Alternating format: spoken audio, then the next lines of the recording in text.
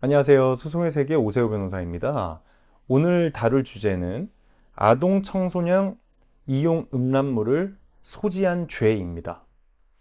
피고인, 즉 가해자 A씨는 불특정 다수에게 아동 청소년이 등장하는 음란물을 판매할 것처럼 홍보를 합니다. 이런 게 그 조주빈 사건처럼, 엠번방 사건처럼 텔레그램 같은 데서 이런 유통이나 판매가 이루어지곤 하죠. 하지만 피고인 A씨는 진심이 아니었습니다. 즉 이거를 실제로 제공하고 판매할 마음은 없었고 단지 이 불특정 다수 구매자들을 기망해서 금원을 편취할 목적이었습니다. 즉 사기 목적이었죠. 다만 그 가해자 A씨가 실제로 아동 청소년 이용 음란물을 소지하고 있기는 했습니다. 자, 우리가 실무에서 아청법이라고 부르는 특별법이 있는데요. 이게 아동 청소년의 성보호에 관한 법률입니다. 여기 제11조를 보면 아동 청소년 성착취물의 제작 배포를 처벌하고 있습니다.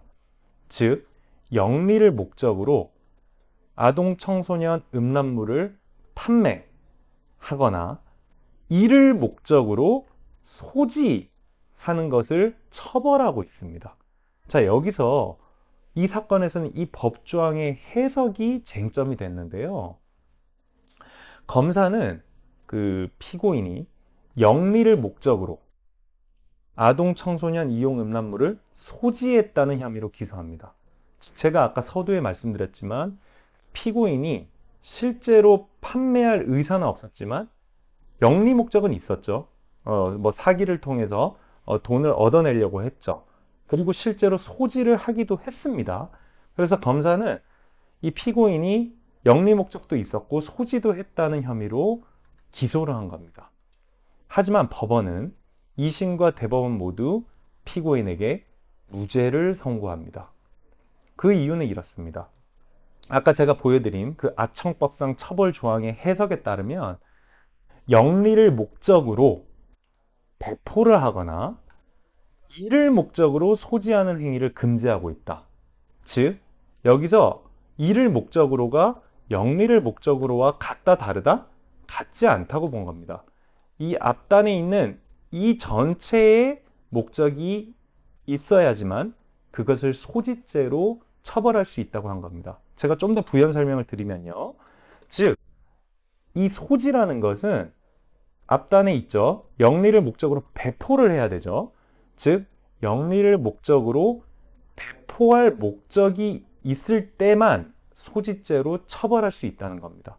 하지만 이 사건 검사는 영리 목적이 있었고 소지했으면 처벌할 수 있다라고 주장을 한 겁니다.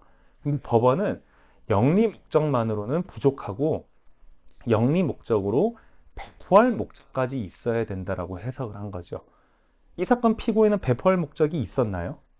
아까 제가 말씀드렸지만 실제로 배포할 목적은 없었습니다. 영리 목적만 있었죠. 그래서 법원은 이렇게 밝힙니다. 따라서 이 사건 처벌 조항의 소지죄가 성립하기 위해서는 영리 목적뿐만 아니라 배포할 목적도 있어야 한다라고 하는 것입니다. 제가 예전에도 다른 컨텐츠를 통해서 형사재판에서 가장 중요한 것이 죄형 법정주의, 명확성의 원칙이라고 밝혔습니다. 즉, 처벌 조항이 있을 때만 우리는 특정 행위를 형사처벌할 수 있습니다.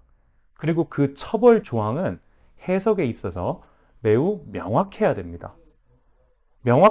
그리고 명확한 문헌을 해석함에 있어서 그 기준은 국어가 되는 것입니다. 즉, 우리 국어 문헌에 반해서 확장 해석을 하거나 유추 해석을 하는 것이 허용된다, 안 된다? 허용되지 않습니다. 그래서 결론적으로 애매할 때는 피고인에게 유리하게 해석하는 것이 형사 공판의 대원칙입니다. 소송의 세계 오세호 변호사입니다. 감사합니다.